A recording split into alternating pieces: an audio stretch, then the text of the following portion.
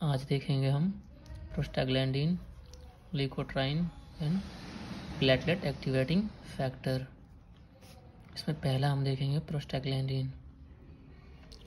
तो prostaglandin and leukotrienes are biological active derivatives of 20 carbon poly unsaturated essential fatty acid. ये derivatives होते हैं जो poly unsaturated essential fatty acid होता है, उसके डेरिवेटिव्स होते हैं ये। अब ये बनते कहाँ से हैं प्रोस्टाग्लैंडिन, और इनकी सिंथेसिस कैसे होती है, तो ये हम देख रहे हैं यहाँ पे कि मेम्ब्रेन फॉस्फोलिपिड जो लेयर होती है, ठीक है, अगर कोई केमिकल या मैकेनिकल स्टिमुलाई अगर उसको स्टिमुलेट करता है तो वहाँ पे रिलीज होता है फास्फोलाइपेज ए, जो कि एक एंजाइम है। ये मेम्ब्रेन फॉस्फोलिपिड को कन्वर्ट करता है एराकिडोनिक एसिड में। अब जो एराकिडोनिक एसिड होता है वो दो साइड डाइवर्ट होता है। फर्स्ट एक साइक्लोऑक्सीजिनेज एंजाइम होता है जिसे कॉक्स बोलते हैं, और दूसरा होता है लिपोऑक्सीजिनेज जिसको लॉक्स बोलते हैं। तो जो कॉक्स की तरफ जाता है तो एराकिडोनिक एसिड साइक्लोऑक्सीजिनेज यानी कॉक्स के प्रेजेंट में prostaglandin G2, further prostaglandin H2, और उसके बाद थ्रोम्बेक्सेन A2, प्रोस्टाग्लैंडिन I2 एंड फिर प्रोस्टाग्लैंडिन E2, प्रोस्टाग्लैंडिन D2 और प्रोस्टाग्लैंडिन F2 अल्फा, ये बनाता है। तो कॉक्स बेसिकली जब मतलब एराकिडोनिक एसिड कॉक्स पाथवे के थ्रू अगर डाउन स्ट्रीम आता है तो प्रोस्टाग्लैंडिन्स की सिंथेसिस करता है और थ्रोम्बोक्सिन की सिंथेसिस करता है। अब जब ये लॉक्स पाथवे के थ्रू आता है एराकिडोनिक एसिड तो ये 5-HPETE बनाता है, जो कि further leukotrienes A4, B4, C4 and D2 इसमें कन्वर्ट होते हैं, जो कि ल्यूकोट्राइन्स है ये, और ये है प्रोस्टाग्लैंडिन्स। तो फिर हम आगे देखेंगे प्रोस्टाग्लैंडिन्स के बारे में।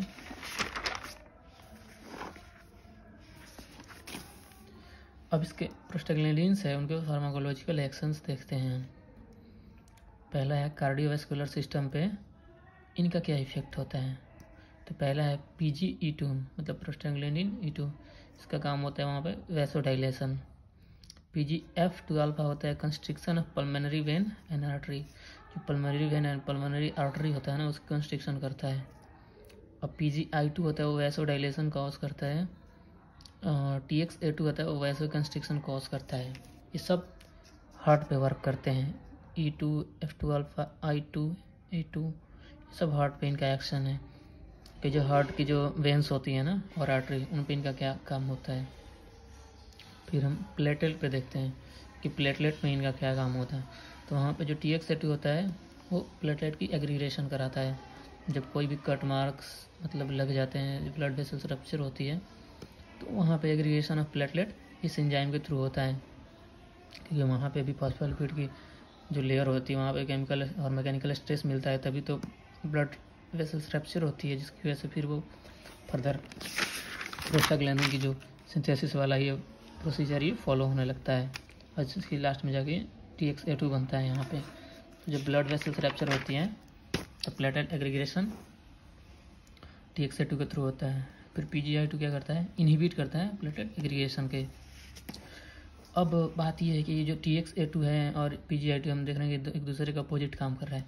तो ये होता है कि एक इनका ना म्यूचुअली जो होता है ना एंटागोनिस्टिक एक्टिविटी मतलब एक सिस्टम ये जनरेट करते हैं, जिसमें होता क्या है कि PGI2 तो होता है कि प्रिवेंट करता है एग्रीगेशन प्लेटलेट्स की, और जो TXA2 होता है वो इंड्यूस करता है इंजरी में जब भी प्लगिंग एंड थ्रोम्बोसिस नीडेड होती है।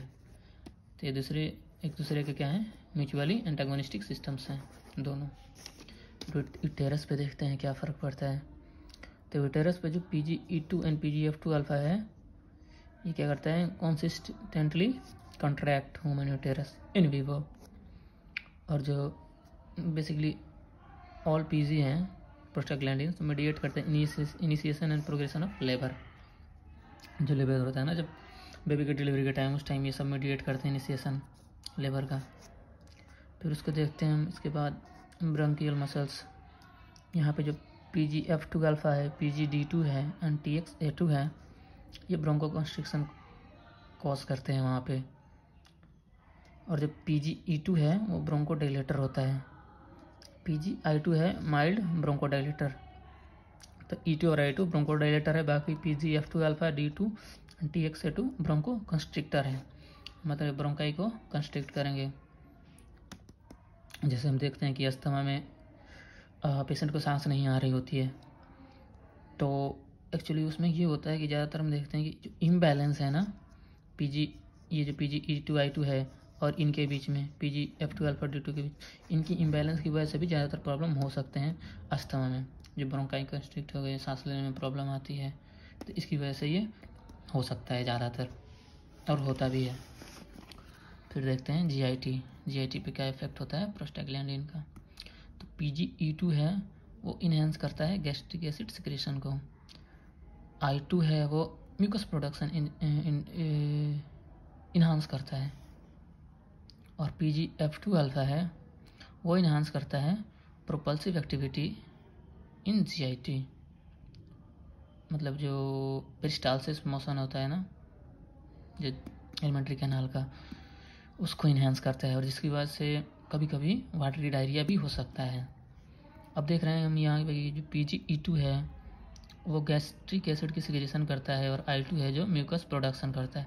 अब इन दोनों में भी अगर इम्बैलेंस हुआ, कोई एक ज़्यादा एक दूसरे के ऊपर डोमिनेट कर गया, तो अब जैसे PGE2 डोमिनेट कर गया तो गैस्ट्रिक एसिड ज़्यादा सिक्रेट होगा, जिसकी वजह से पेप्टिक अल्सर होने के चांसेस हो सकते हैं।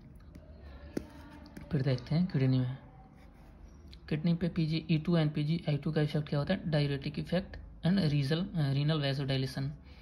मतलब डायरेटिक्स जो काम करते हैं कि जो बॉडी का वाटर होता है मतलब मैक्सिमम एक्सक्रीट आउट करते हैं, और जो साल्ट वगैरह होते हैं Na+, Cl-, K+, इन सबको एक्सक्रीट आउट करते हैं, जो डायरेटिक इफेक्ट होता है। अब TXA2 का काम होता है रीनल वैसो कंस्ट्रिक्शन करता है। ये रीनल आर्टरी एंड वेंस है, तो रीनल वैसो कंस्ट्रिक्शन करता है ये TXA2। और PGE2 और I2 वैसो डायलेशन कर रहे थे। अब PGD2, E2 and I2 evoke release of renin, तब ये रेनिन के रिलीज को इवोक करते हैं। अब CNS पे मैंने दो हैं कि PGE2 का मतलब इफेक्ट होता है सीडेशन होता है, फीवर होता है, रिजिडिटी होता है, और PGI2 का होता है केवल फीवर रिजिडिटी हम देखते हैं। तो हम जैसे नसेट्स खाते हैं, कभी कभी टेम्परेचर हमारा बढ़ जाता है, बैक्टीरियल इन्फेक्शन या जो भी होता है उसकी वजह से, तो उस टाइम हम जब नसेट्स लेते हैं उनका काम यही होता है कि ये जो फीवर PGE2 और I2 वजह से इंड्यूस हुआ होता है, तो इनको ब्लॉक करते हैं, जिसकी वजह से इनकी सिंथेसिस बहुत डिक्रीज हो जाती है, और जो टेम्परेचर होता है हमारा बॉडी का वो वापस मेंटेन हो जाता है। अब इसके बाद हम आई पे देखते हैं क्या इफेक्ट होता है। तो PGF2 अल्फ़ा है, ये इंड्यूस करता है ocular inflammation and lower intraocular tension को। तो ये इंड्यूस करता है ऑक्यूलर इन्फ्लेमेशन को, और जो इंट्राऑक्यूलर टेंशन होता है उसको लो करता है। अब हम देखते हैं जो प्रोस्टाग्लैंडिन एनालॉग हैं वो कौन कौन से हैं।